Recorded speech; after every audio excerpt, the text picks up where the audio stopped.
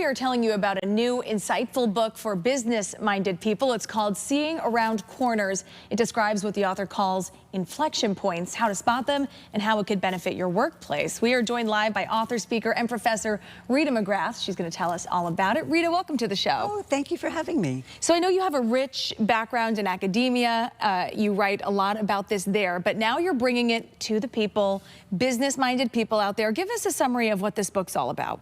So inflection points are changes in the environment that create a 10x shift in what's possible. So 10x faster, 10x more convenient. With AI, maybe they're 10x smarter. And what that does is it changes the taken for granted assumptions that people use about their business. So what I talk about is how do you see them, how do you decide what to do about them, and then how do you take action in the right amount of time. So this could really, once you spot them, is the hardest part, right? And then as soon as that happens, you could really make some big changes. Yes, absolutely. So give us some real life examples. I know it might be hard to grasp inflection points if someone's never heard that term before. So what does that mean in a real life application? Well, I think a really interesting recent story is about Oprah's relationship with Weight Watchers, or WW, or whatever they're calling themselves these days. So, you know, since 2015, she's been the face of that brand. And now she went very public and said, guess what? I'm on meds. We're done.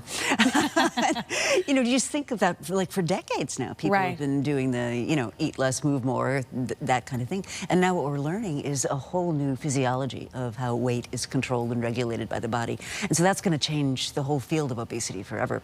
Right. So that was the inflection point there, right? That medication and making that switch. Yeah, and it's interesting because the medications have been available and their weight loss effects have been known since about 2016, 2017. Right. But it only really took off when the celebrities started to take them. Okay. And so we had, you know, the Ozempic Oscars. Yeah.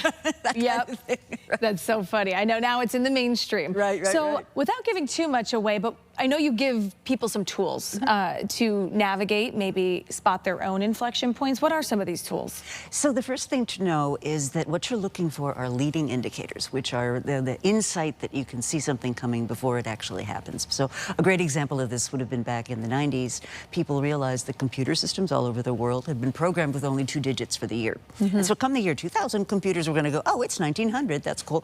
And the predictions were dire. I don't know if you remember, but airplanes were going to drop out of the sky. The world is going to end. Right, exactly.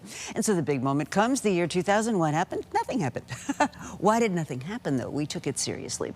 And that's what we're after, right? It's those early warnings of what could happen that help us get prepared for what might.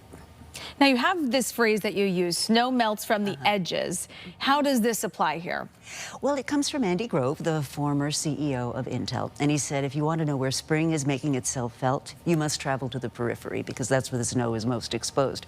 So my encouragement to senior leaders is, you know, don't just sit in your offices talking to each other all day long. You have to get out to where things are actually happening to see what's going on in the real world. Really immerse yourself with your employees. So who do you recommend reads this book? Who would get the most out of this topic? Oh, I think rising executives, for sure.